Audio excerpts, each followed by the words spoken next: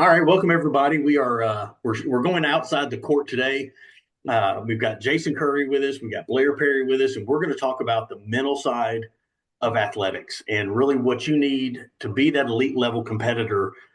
You've got to have the right mindset. You've got to know how to come back from failures. You got to know how to work within a team. You got to work, how to be a leader. All these things, and I couldn't think of two better people to cover this than Jason and Blair. So, Jason, I'll let you. Well, let's defer to the lady first. We'll let Blair Absolutely. introduce herself and tell us a little bit Absolutely. about yourself, Blair. Yeah, my name is Blair Perry. By day, I lead a recruiting team at Splash Car Wash and Oil Change. And in my free time, I'm a mental skills coach, and I primarily work with 501 Volley, which is an elite volleyball club here in Little Rock, and then work with various athletes and high school sports teams across the Southeast. And so, just as a former athlete myself, and I was undersized, that I had to be really good at other things because I was an undersized athlete. And so I've just always been really big on how can I bring my best self to the game that I'm playing, and how can I give myself a competitive advantage that maybe physically I did not have the measurables that other people had, but I could be tough as nails, and I could be somebody that never gave up, and you push me down and I'd get back up. So it kind of started young, never really intended on being able to support athletes in those areas. But then just as my kids got into that world, I saw that there is a great need for teaching kids how to be resilient, that your thoughts control your actions and you are what you repeatedly think. And so, just some very practical things about the science part of the brain that we can bring to athletes to help them become their best selves from the inside out. Great. And Jason, before I let you go, I'm going to tell a quick story on you. So my daughter played for EVA a couple years ago, Uh-huh. and she comes back, and I'm like, "You don't even look like you've practiced." She goes, "We didn't. We just had this guy come talk to us, and it was awesome. It was about how to deal with all this stuff and how to get over it." And from me being a coach in baseball for 29 plus years and playing in college and all that, I was like, "You mean they're finally starting to address the mental side of the game? Hallelujah." So that was my introduction. She still talks about you to this day. She tells other people about you to this day. So you made quite an impact on a then 16-year-old, and There you go. and I know you've made that impact several more times. And I'll let you go ahead and tell about yourself. Well, the only real athlete on here is Blair. I That's what don't we know should about that. start with. So if there's real athlete conversation that happens, let the record show, let all of her accolades I show. don't know about And no, she's going to say that. That's not true. It absolutely shows. And I'm here because I get my car washed at Splash, Oh, and that's they do a good awesome. job. They I do a love good Oh, it. job. I'm thinking, do we have a podcast sponsor now? That's right. We Yeah, need to, seriously. right? We need to. See, you didn't even ask for this. My dad, growing up, he would always say, "You don't know successful people without clean cars," and then he'd say, "Which one happens first?" Right?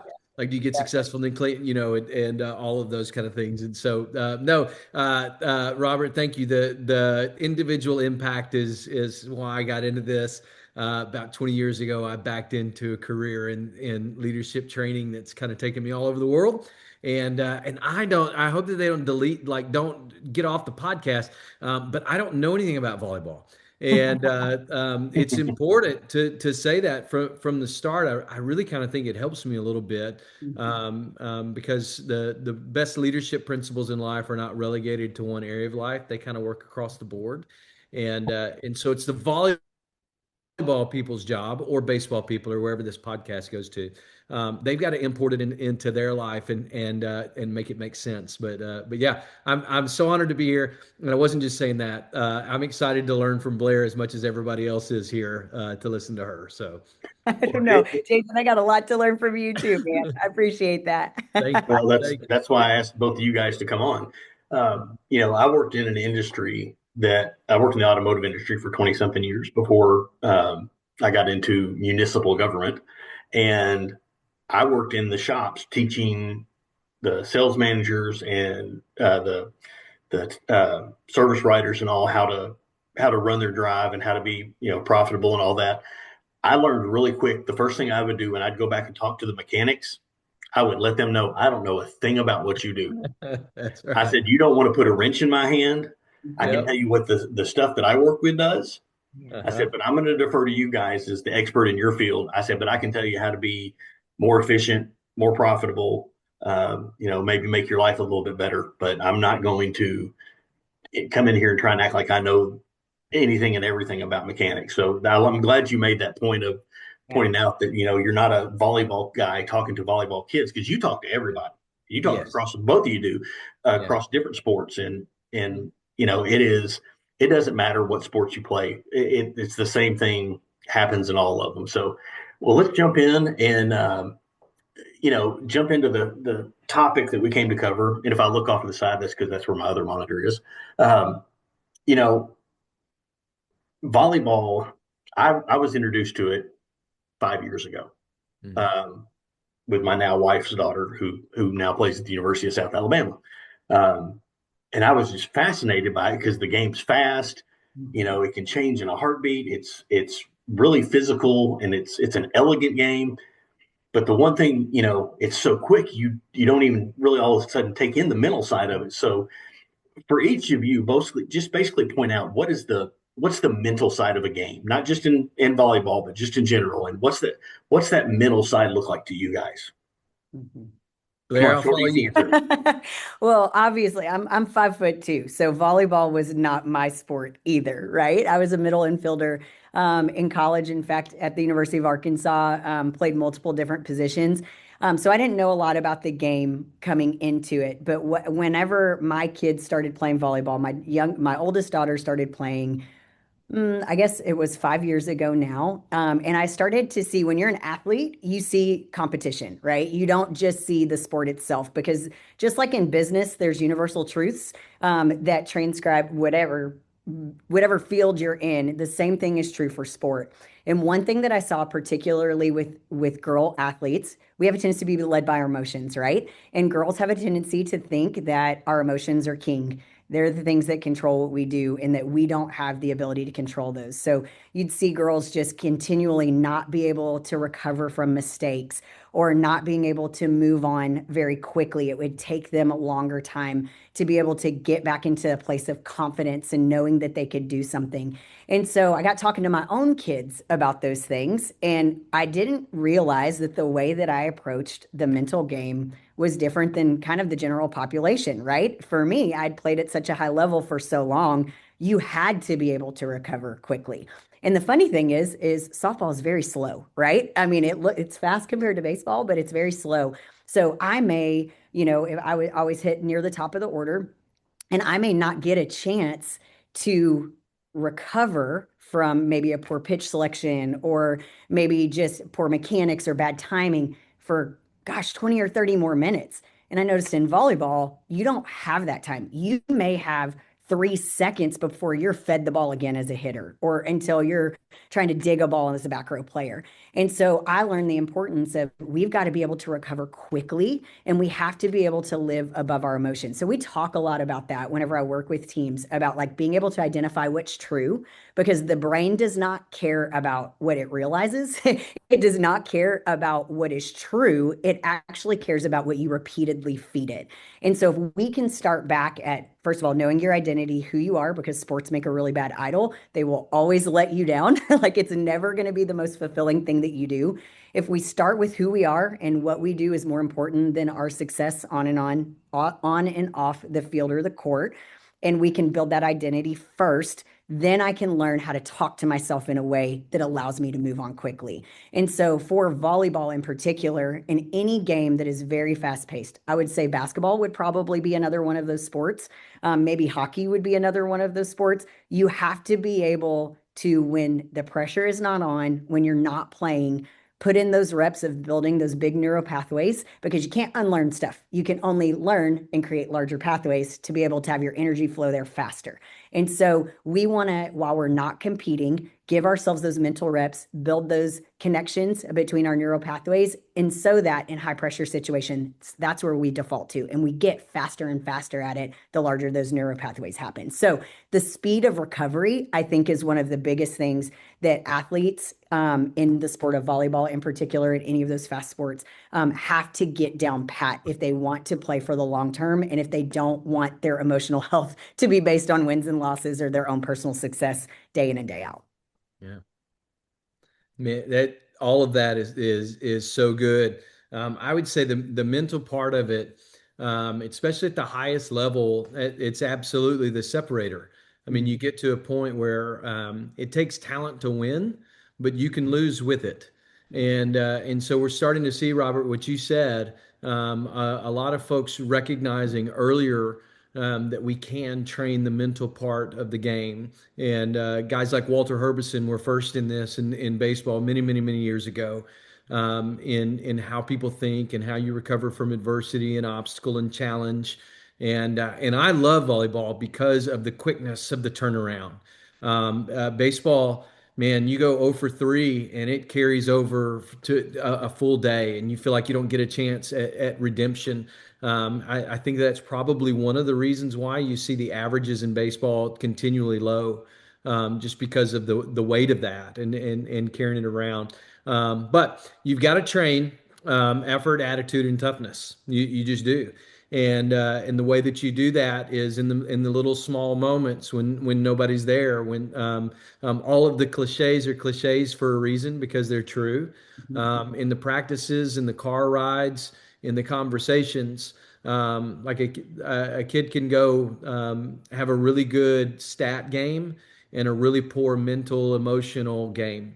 And so somebody's got to be watching that. Somebody's got to see that, and coach that, because what's really detrimental to a kid is if they're really good, really fast, and then they don't know how to handle when they meet another kid at a tournament in St. Louis or Dallas who's just as tall. And that kid's had a mental approach to the game where what Blair was talking about, where they recover well, or they know how to overcome some of their own limitations. And at that moment, when talent meets talent, the separator is the mental game. It is. Definitely. And, I played, I was a pitcher, and to make it matters worse, I was a relief pitcher. So I had to have a very short memory and learn that way. Um, and I was a very emotional pitcher. I wore everything on my sleeve because my job was to go out there for 1 or 2 innings, burn as hard as I can, and then I'm done. I know I'm not going to be in there for 6 innings, even though I've started a couple games, but my main thing was to go in there and just burn hot. And when that goes wrong,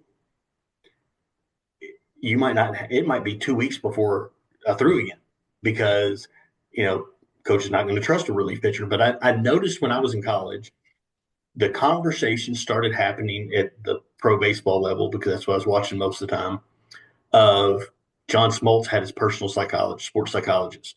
Tom Glavine had one.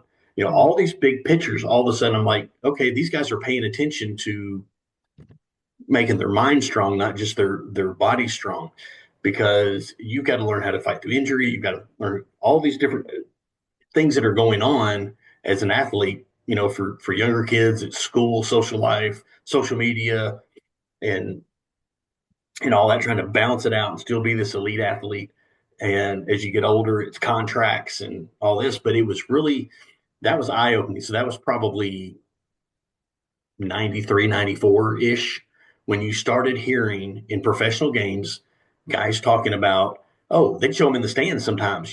They show basketball players. That's their personal mental health coach in the stands. And I was like, and it hasn't grown as fast as I would like, I think, because so much of it was expensive at the time, which is what makes what you guys do so important, because you're reaching the athlete where they are, not having them come, to expensive seminars and doing all these things. So I know I sent you guys a list of some topics. I actually want to skip over number 2 and go to number 3 real quick. Hey, let me grab I know since we're in the break, I just need to grab a charger real quick. No So problem. that was a good edit point. That's why I did that. Not a problem. No, I think baseball is in softball, because they're both very similar. I actually like watching softball more than like watching baseball now, because of there's more speed of it. Baseball is a slow game, but the thing it never affected me because I was a pitcher. Yeah. But when you're standing in the field and you just booted a ball, or you took a bad angle on a fly ball, you're just sitting there like, oh God, don't hit it to me again, please. Well, it's funny, when I played, it didn't feel slow, but now that I watch it, it feels very slow. But I love watching. I'm a huge softball fan. I love watching it anytime I can.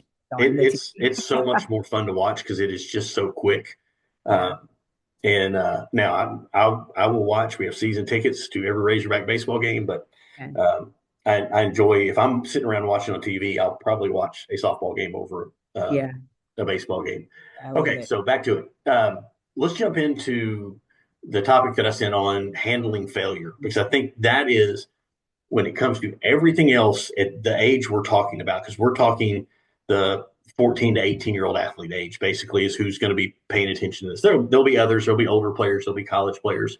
Um, but you're talking in that 14 to 18-year-old range of how do they handle failure? Because there is no sport where you're not going to fail.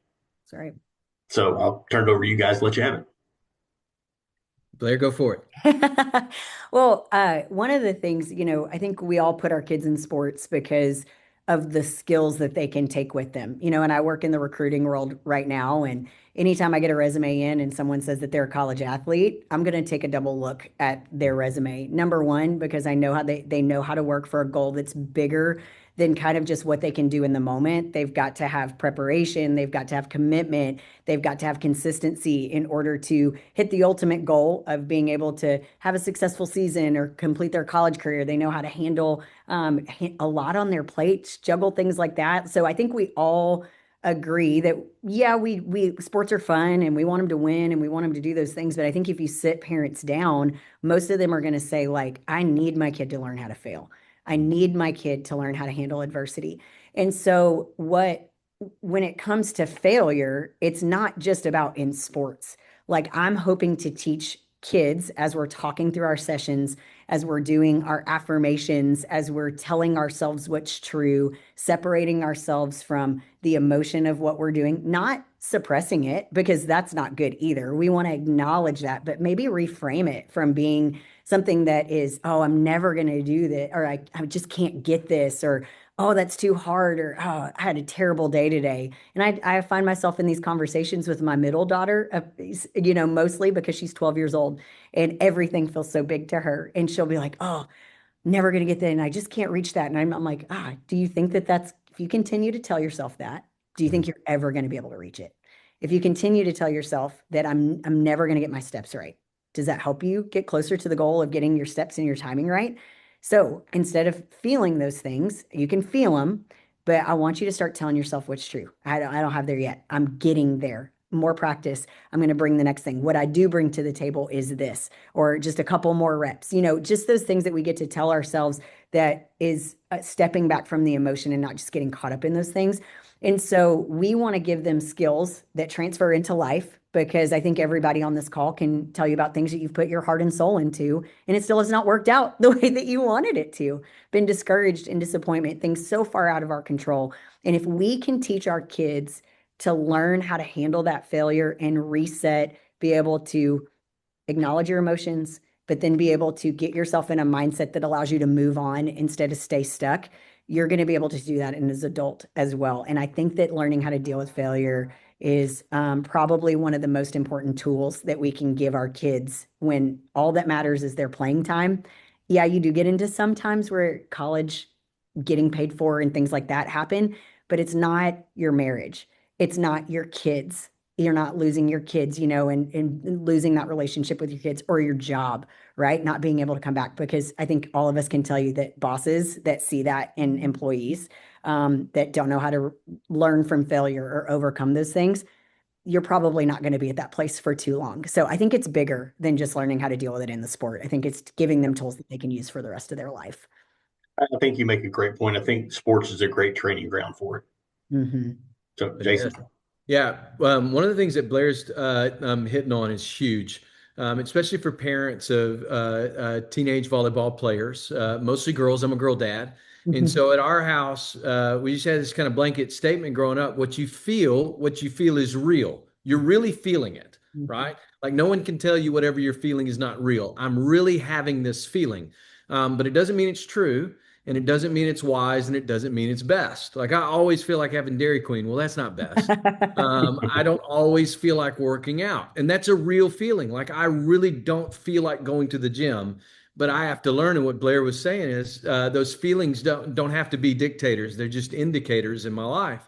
And so when I feel like I failed, when I feel like I let everybody down, when I feel like I'm a disappointment, I've got to quickly trigger my mind to respond to that. And so some of the tools, there's nothing new under the sun, right? So Skip Bertman, they used to keep an old toilet in the corner of the dugout at LSU, and he'd say, "Go flush it." And it was a physical prompt. And so you'll see sometimes high level athletes do something weird with their hand, and it's a physical prompt, like I'm moving on. Terrible prompt for a 13-year-old volleyball player is looking at mom and dad after we fail. Like, that's just awful. Like, I want to go nuclear on that, right? Like, there's got to be a prompt that gets me right back into what's happening next, because it's not softball. You don't have time. Like I've got to recover quickly. And if they have a good coach and you're failing, they're just going to keep feeding it to you. And so there's got to be a quick response to that failure, back to what can I control? And I'm going to say this a million times, which is always effort, attitude, and toughness. And so from an attitude standpoint, I just failed. Let's say it's see, I'm going to show my ignorance here. It's at the end of the game, and it's tied up, and I serve a couple, and we lose, right?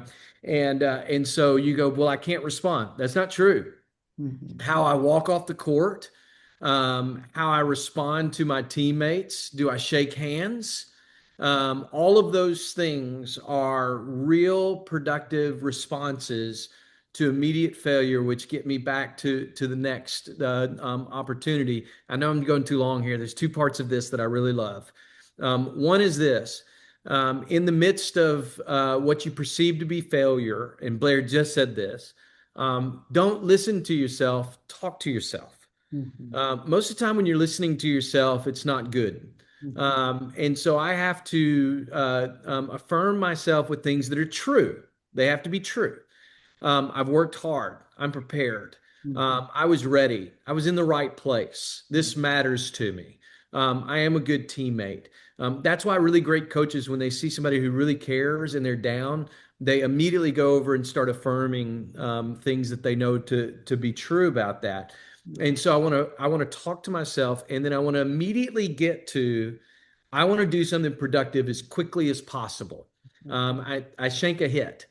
I want to get in the group and high five. I want to say something kind to someone else. It's the same mental approach to, Robert, if you've ever heard anybody talk about this, like when you have a bad day, come home and clean your house. When things feel out of control, clean your car.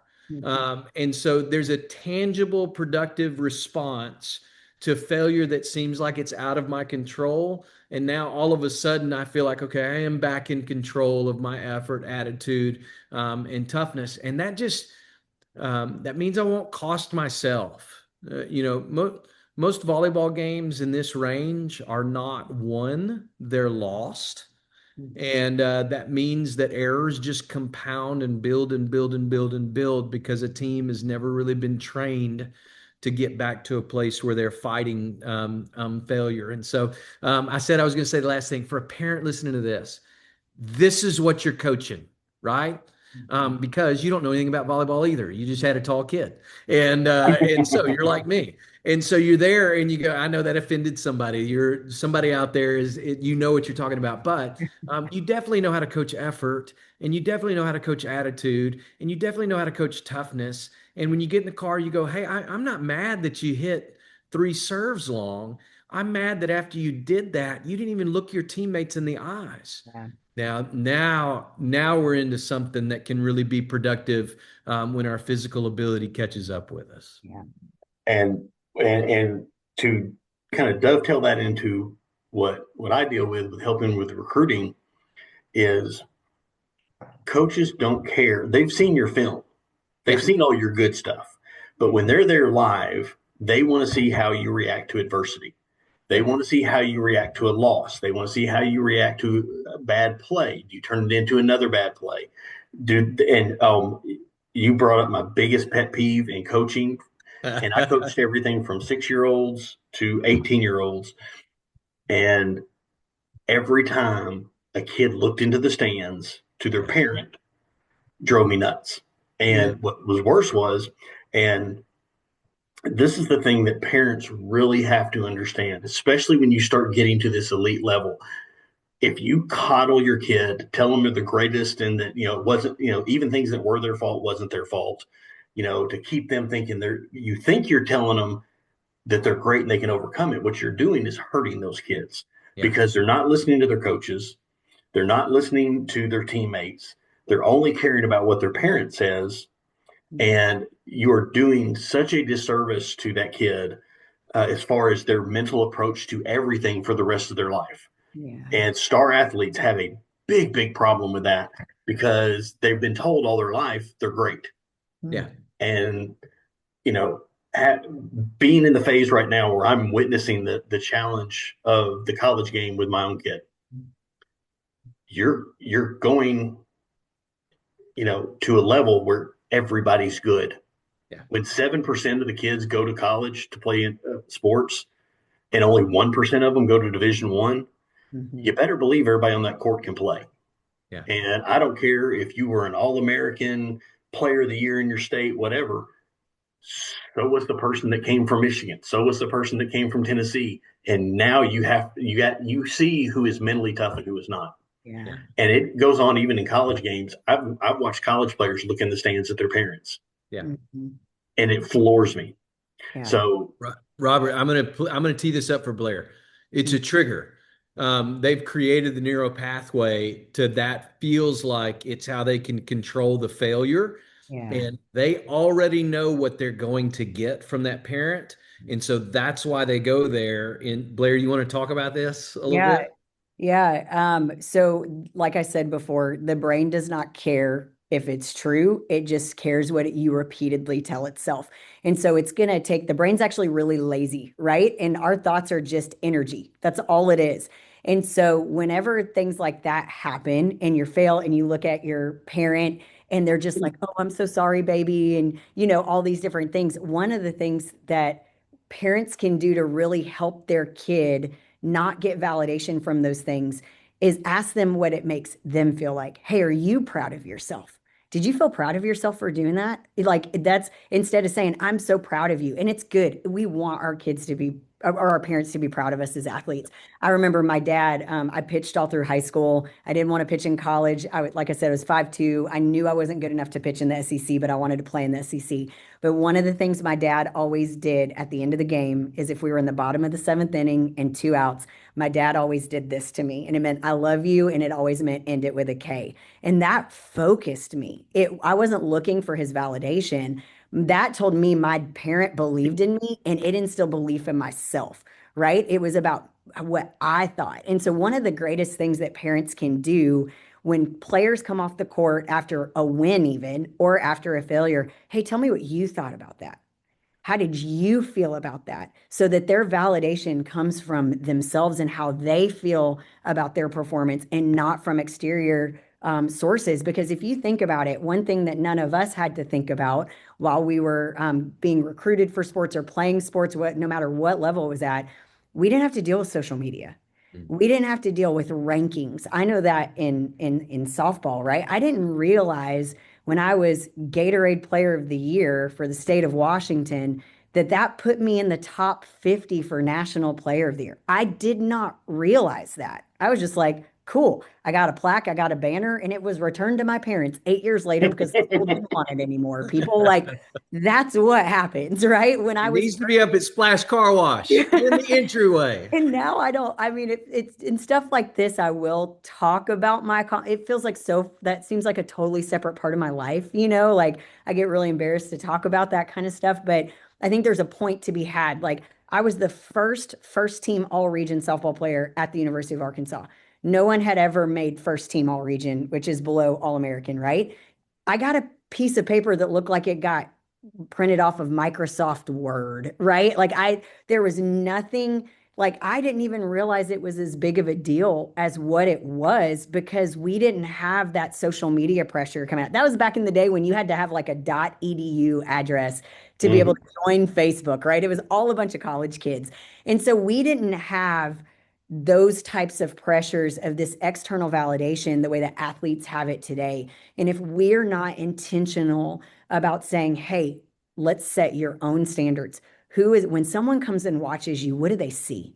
What do you want them to see versus what do they see? And you know what? You can control that narrative, and it doesn't matter because there's the law of rejection. You can't make everybody happy, right? It doesn't matter. You're never going to do everything right. You're never going to be the exact perfect person for every single person that you come across or evaluate you as an athlete. So you have to set your standards and feel good about what you did and the product that you put over there. And kind of going back, I feel like I'm chasing rabbits a little bit, but something was said earlier that made me think about this. The athletes that make it further are the ones that have a competitive advantage mentally, because we live in Little Rock, Arkansas. Okay. We have a smaller market, especially in the volleyball world compared to the Dallas. I mean, North Texas volleyball is like nothing you will ever see in your life. Like, it is crazy how good the volleyball is there. We have a smaller market. It is guaranteed that we are going to show up and the team on the other side of the net is going to have people who are taller, faster, stronger, hit the ball harder, read the ball better, can dig better than we can. And we have to find ways within our control that we can compete with that. And then we have to be able to say, what success looks like for me is keeping my energy consistent by keeping my self-talk, what helps me to believe what is true and what I can control, and how I show up for my teammates and how I respond to coaching. Those are things that can be controlled and can give you a competitive advantage, because I can't tell you the number of times that we showed up. There was a game in particular last year with my 15-year-old. We played at a really prestigious volleyball club out of Atlanta. And we were playing at a level where we were playing their threes teams. But let me tell y'all, their threes team was full of Division I athletes. Not only was it full of Division I athletes, they had I want to say 5 or 6 girls on the bench that never touched the court, right? And they were still there. They came out for warm-ups and they were out for blood. And you could tell that part of their competitive strategy was to intimidate teams like us that come from Little Rock, Arkansas, that have never played A5 volleyball before, right? We're going to come out, we're going to be loud. We're going to stuff the ball at the 10-foot line every opportunity that we can in warm-up so that your back row players and your blockers are like, holy cow, how am I going to deal with this? But what was interesting is that when we matched their energy, we ended up winning that game. It was huge. And it was a turning point, especially in what we developed in the mental skills training for 501 Volley, was that why did it take playing a team that controlled the energy for us to show up at our best? Why did somebody else set the tone for what we do? And in fact, this weekend we had little temporary tattoos for the girls that were playing. It says, "We set the tone." And they were looking at it and pointing at it, because that's what we had to remember. We set the tone for, it doesn't matter who's on the other side of the net. We bring the product that we bring no matter who we're playing. It's us versus all y'all. Like, I love that saying that you see on t-shirts, like us versus all y'all. Everybody's a competitor. We may change our strategy based on what that competitor brings to the table, but who we are and how we show up should never change based on who's on the other side of the net. And so I don't really know how I got there. It all made sense in my brain as to It was good. That was good. Good stuff. But those are controllables that we can actually give ourselves a competitive advantage, because talent, there's always going to be somebody more talented than you or equally as talented. It's going to be the people that can handle the game mentally that are going to be successful long-term. The thing that scared me the most when I was playing, and even when I was coaching, were the teams that were calm. When they walked out there and, our dugouts pounding on the dugout, our guys are pounding on the dugout going crazy, or, you see the volleyball team that have all the chants and the cheers and all this stuff. And their fans are a little crazy, kind of like the one year that they had to have security for 501 fans at nationals. When, man, I didn't know that. Nah, it was. Again, I don't know anything about volleyball, so I just want to say that out loud. But it's that's always my little joke dig at 501. But it was the teams that just walked out there and they were themselves. They were calm. You could come out there and be in warm-ups and screaming and hollering and all this other stuff. They just were very workmanlike. Would come out there and you're like, this team's unflappable. They're not going to care if they have a bad play. And that was always frightening to me. And I've tried to act like that when I played, but I was so wired up. I'm ADHD hyper. I walked around the mound. I talked to stuff. I was kind of weird. But uh, you know, I think controlling the energy, just like you said, is a big part of when both of you said it. When talent's equal, it's the mental side that wins. So, well, let's jump on to another topic real quick. Because I know we're going to get close time wise here in just a little bit. Because I know Jason's got to go and, believe it or not, he's got to go speak. Um, you know, two things that kids start having to deal with really about 16, and I'm pushing parents. So I get calls from parents a lot of 14 and 15-year-olds. What does my kid need to be doing in recruiting? And my first response to them is nothing. Yeah. Your kid needs to work on developing their game, developing their skills, getting good before they start showing the world. So they need to get video so that they can show when they're 15, they're better than they were when they're 14. When they're 16, they're better than they were when they were 15. I said, but as far as worrying about who's looking at you and all this other stuff, so don't worry about it.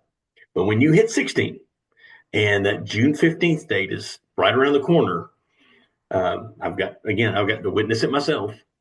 Uh, all of a sudden that year becomes the high anxiety year because it is the pressure now within your own team is, oh my gosh, are they going to look at this player? Are they going to look at me? Or are they going to look at this player? Mm-hmm. And I always tell them, the more good players you have on your team, the more coaches are going to come to your court, the more coaches are going to have an opportunity to see you. Don't compete against your own teammates. Uplift them. Hopefully they're all bringing coaches to the court. So, but it is with social media, with all the ways to connect, the thing I get talked about a lot is the overwhelming number of emails you have to send out and the constant contact and you don't get answers back, especially this time of year. You won't hear anything until June 15th, really. And so how do you tie in that and everything kind of goes to identity, I guess, is how do you tie into that danger of the scholarship becoming your identity, opposite of being what your identity was before when you were just a player, you were just a team player. Now it's, oh my gosh, where am I going to go play? I've got to make that decision. And I tell people you can make that decision spring of your senior year. And it's going to that now with the portal and all these other things. But there's a lot more pressure on recruiting for high school kids than there ever has been because of transfers. And now if they're going to make this ruling on the junior colleges eligibility not counting, and who knows what's going to happen.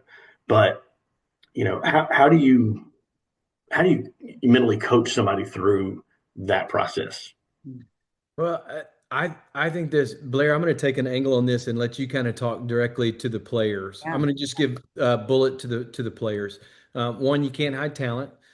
Two, you need to get on campus in front of a coach as early as you possibly can from a camping standpoint. Let them see you, interact with you, all of those kinds of things. And this is what I would say about not just volleyball recruiting, recruiting across the board. Let them see you, and also try to decide from a college standpoint on what you really want to pursue in life. It would be so much better for you to go somewhere and happen to play volleyball there, that it aligns with who you're going to be in life. And if you really love volleyball, you probably better not fall in love with one place. You're going to have to transfer because you think I'm going to sit for 2 years and then play, and you're not. They're going to find somebody from another university that's been dominating. And so, but Robert, I'm 46 years old. And I very rarely anymore talk to just teams. I almost always require parents to be there. Mm-hmm. And the reason because of that is like the really star kid, everybody knows that kid's going to get recruited and that kid's going to get offers immediately as soon as they can possibly get offers. And so all of the recruiting conversation is not for that kid. It's for the medium kid. It's for the parent that doesn't want to miss out.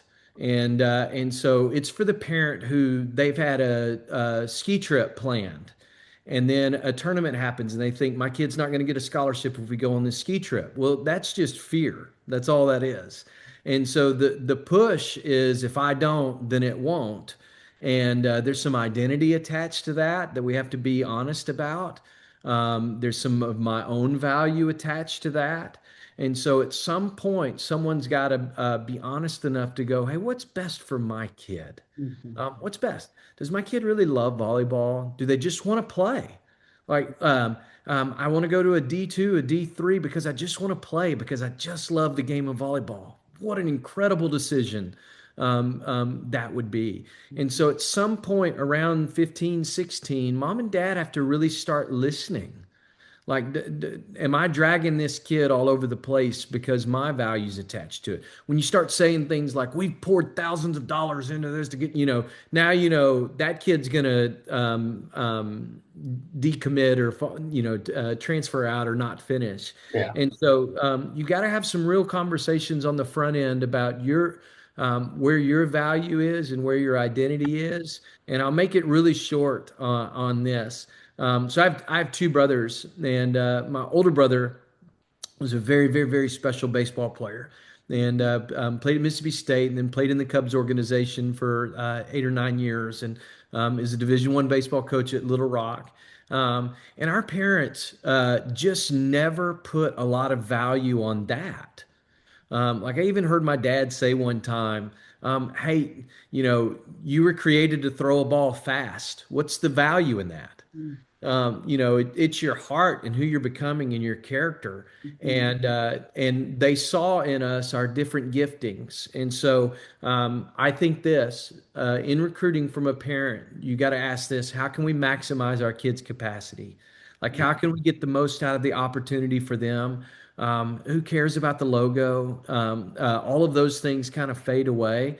But for a parent, you have to start having some real hard conversations with yourself first, because the only thing more dangerous, I think, than putting my identity in my Mhm. own ability is putting it in my kids, because they'll let you down in a hurry. They really will. So, but Yeah.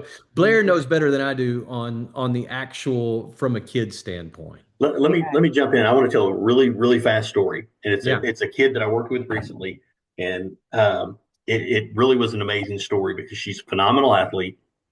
She uh, could have gone maybe low D1, easy high D2. Um, I mean, dream player for a coach. And she and I got to talking one day, just messaging back and forth on Instagram. And I was like, where are you looking? What are you looking for? What do you want? And she ended up signing with Washington and Lee. Hmm. And when I first heard that, I was like, wow, that's a kid who has their head screwed on right, Mhm. because she could easily go be better. She won't get mad if I say her name. It's Ava Fugit that played at Little Rock Central. She was a little bit undersized of her right side, but the kid can absolutely jump out of the gym and was just a great volleyball player, great teammate. And she chose based on what she wanted out of life, not based on four more years of just a sport. So now she's getting to go where she wants, play a game she loves to play, continue on, get education, paid for a little bit, and that's I'm excited when I see kids make that decision. Yeah. Is there you can tell they're making it for their parents had good talks with their mom, you know, letting her go and choose her path. Mhm. When it's hard, when you got a Ferrari of an athlete, it's hard to pull those reins back a little bit and go, okay, do what you want to do. But Yeah. that was a special recruiting story because she really took that on her own and made the best of it. So Yeah.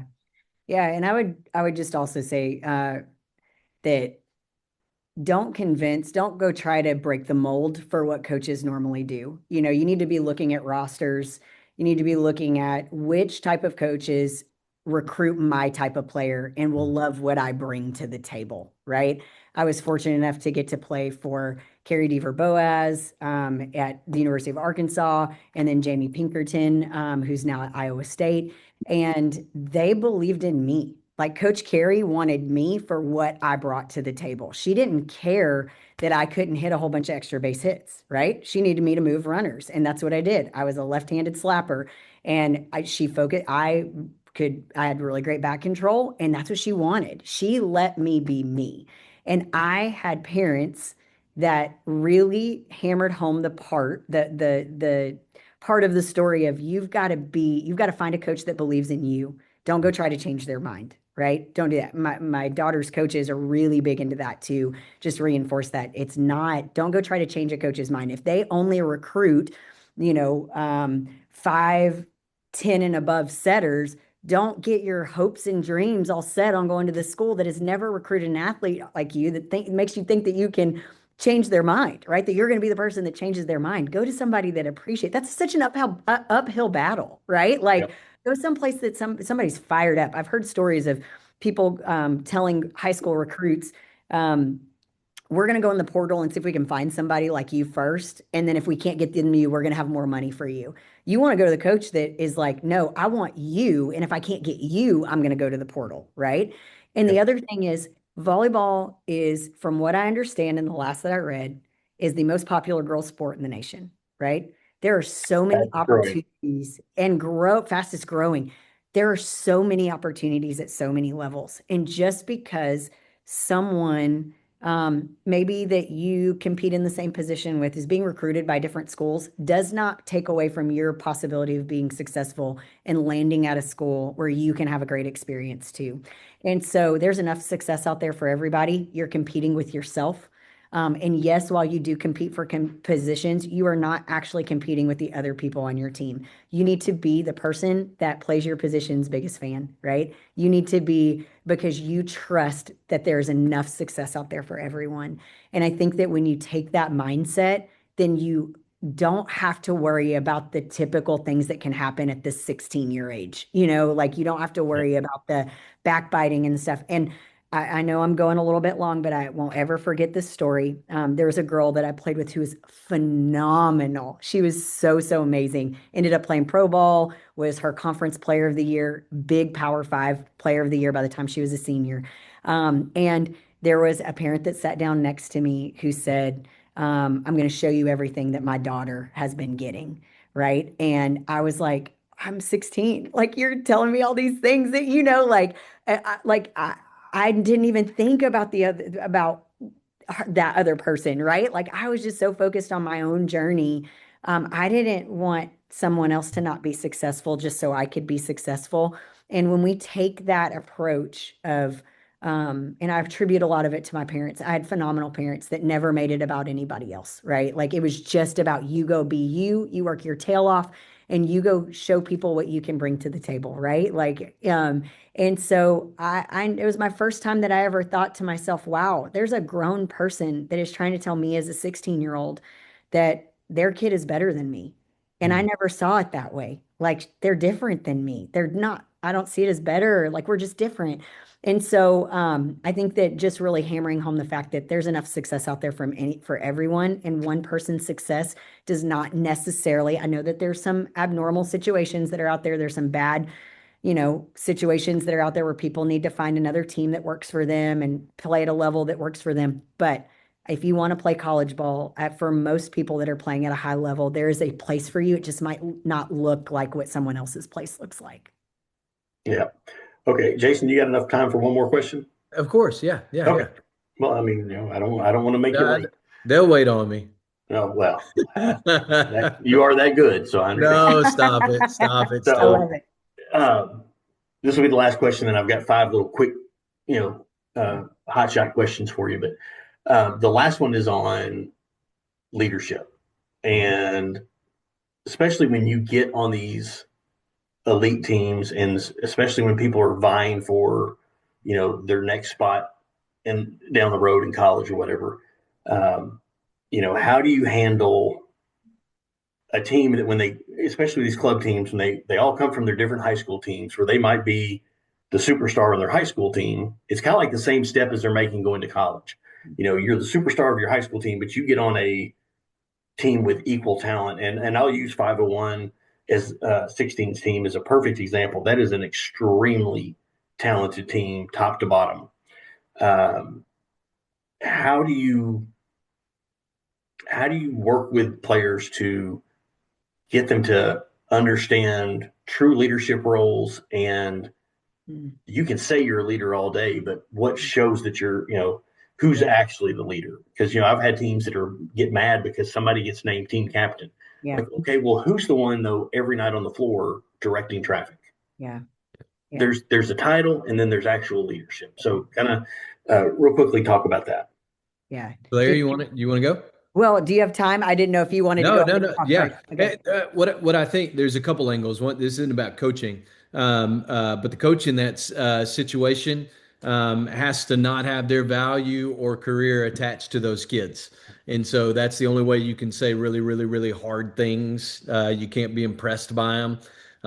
You have to be someone who's used to handling Cadillacs and coach them pretty hard. Now the other side of it is probably one of the worst team environments you could ever be on is a talented team with poor character. It's just awful, and that team loses astronomically quickly and in big nuclear fashion. And so, and you guys were talking about this earlier. Real good coaches are looking for this. The best volleyball players in the world make everybody around them better every single day, and they just have an ability to do it. I think one of the reasons that they do that is that they genuinely love the people around them and they want to have fun. Best volleyball teams that anybody's ever been on were filled with girls that were having fun. The hotel was fun. The traveling was fun. Going out to eat was fun. They laugh together. They have inside jokes. They have temporary tattoos, all of those kinds of things. And so the community aspect of it is absolutely huge. And so there, you got to care about people. And so everything that Blair was just saying about, I can't, like, I'm not competing against you. Like you're my teammate. I want to help you get the best out of you. That changes things. And then um, at 16, our statement to shut up ratio needs to be really high. And what I mean by that is this: you can't lead it until you live it. Yeah. And so we have a tendency to be able to see what needs to change in everybody else's game while we justify and excuse what needs to change in ours. And so we want to hold ourselves to a high level of accountability before we ever start trying to hold everybody else to that same level. And then once we start getting there, I think encouragement. It's just encouragement. Like how many times can I make a deposit into somebody's life so that I can make a withdrawal and say something hard and challenge them? And when you're trying to do that quick on a travel team, it can get dicey.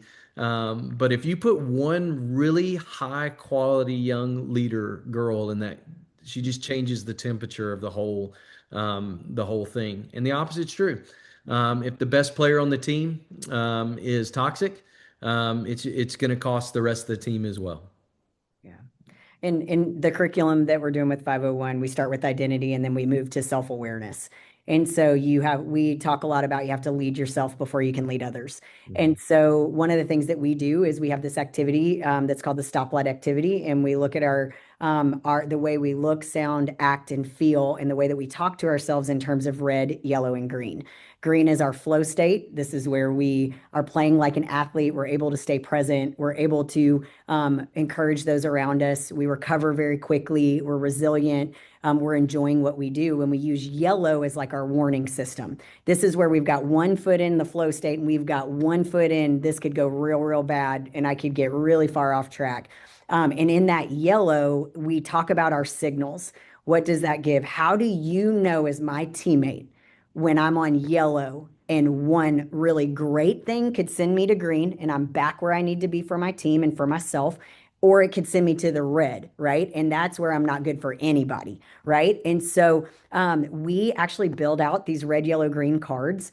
And the girls spend a session where they're building it out privately. And then the next session, they talk about that red, yellow, green as a team and they put them on cards. So we give them bright neon pink cards, yellow cards, and green cards, and we put them on a ring and they bring them with them to practice because not everybody responds to stress and pressure the same way. And just because you think someone can get in your face and yell at you, so you think that you can go do that to another person, is probably one of the easiest ways for teams to self-destruct, right? And so we bring this awareness to, first of all, you'd be surprised at how many athletes don't think about their thinking. or how many athletes aren't self-aware of what triggers them, of what their response is, what their tendencies are to stress and pressure. So we put that all out in the open. And then we give them a resource that they can use while they're learning each other, right? And so if you see a teammate struggling, and on that card, the one thing that changes when they're doing their personal sheet that then they talk about, we put what I need from my teammates, what I need when I'm on green, what I need on yellow, and what I need on red. And I make them be very specific. So you can't just say, I need encouragement. Well, what does that encouragement look like? Is it a pat on the back? Is it a, hey, I got this? I had one athlete tell me one time, I don't like it when people draw attention to my mistakes because it makes me think that that's how that's what they think of me. But when a teammate comes up to me and says, hey, you got the next one, they acknowledge that I'm struggling, but then it's not who I am. Hey, that's not who you are. It was just a mistake. It's not a big deal. They like that a lot better than someone going, are you okay? Hey, are you okay? They don't want that. And so, but if you don't have those conversations, you are setting yourself up for drama. You're setting yourself up for being misunderstood. So we spend a majority, like we are just now getting into building our reset routines at 501 because we've spent so much time building self-awareness, creating team standards, and then creating team awareness because we also then have red, yellow, green as a team. And then we define those words and those become our standards. And so when I'm on green, when I'm on yellow, remember yellow's our trigger system. We act green even when we don't feel green, and red becomes off limits. And so because we can act our way into feeling, but if we let our emotions gain control, we are going to end up in a spiral and we are going to allow that to take over. And so we work a lot on that. Red becomes off limits. So we look at that red list. And as a team, if we're not talking, if we are not communicating, if our energy is low, if we're not focused, if we don't know where we're supposed to be, when we're struggling and we're compounding mistakes, red becomes off limits. And that's when I talk to coaches and say, hey, this is when you step in. Like there's got to be changes that are made when you give them opportunities to regulate themselves and get back to yellow and get back to that green. But on red, there has to be decisions that are made. So we build self-awareness first so that we can communicate better, support each other as a team. And it really helps you to not just see people as you have a job to do. These are people. We all have feelings. We all do things a little bit differently. And how can I best support you in these moments? Well, in an environment like that, that's where leadership just evolves. Mm-hmm. And the ones that can embrace that the best are the ones that end up being your leaders. That's right. Okay, so we're at the end. I'm going to, instead of 5 questions, I'm going to ask you 3. Okay. And they're quick answers. Mm-hmm. What's one trait that college coaches value the most? Resiliency. Height. True. I got some short ones, I know. That's why I'm on this podcast, not on a poster, right? Yeah. No height. Me too. Best Jason. reset tool after an error. Self-talk. Yeah. I think something physical too. Mm-hmm. Something like the flush the toilet so a coach can look at you and just go, something that triggers that neural pathway would be pretty good. Okay, I might ask 4. Okay. Because there's 2 of them left that I like. One habit that separates elite players. Consistency and bounce back. Sleeping. Those are 2 habits, Blair. Sorry, just came out. I know. Sleeping. Number 1 cause of injury for high school athletes getting less than 6 hours of sleep. Yeah. And so you got to go to bed. Yep. All right, last one, and this one's more in my area, but biggest recruiting myth. Y'all don't want to hear mine. Oh, come on. That you have to be at every tournament and sacrifice your childhood and your family life to play at the next level is not only the biggest recruiting myth, but probably the biggest lie that you didn't ask for a long deal. But Blair said this, volleyball is a really good thing. It's a really bad God. And so sacrificing your childhood on the altar of volleyball is a bad decision. And so creating you asked for rapid fire, 10 seconds of this. Creating some standards at home where you go, hey, we're not missing these things because this matters more to us than anything else. And then going, if we're good, we'll be good. That's what I think. Mm-hmm. Shoot, I just had mine. I rambled. I cost you. Sorry. That's my Blair, fault. I'll give you a second. I changed late in my coaching career when my son was 15, 16, 17. We played in weekend tournaments. Uh-huh. I would not coach Sunday mornings. It's a great standard. He wouldn't go. I wouldn't coach. My coaches knew it. My assistants agreed. I said, if you guys want to take it for, and if we win and at 1:00 we play again, I'll be there.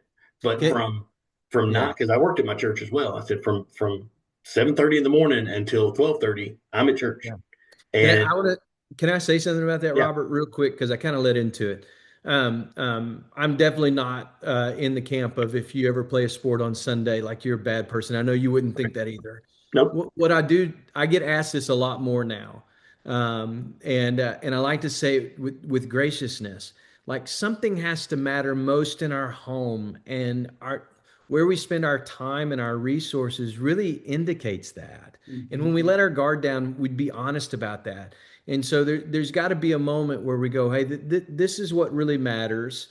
And so if we never say no to something, then that's not most important. It doesn't mean that we have to say yes all the time either.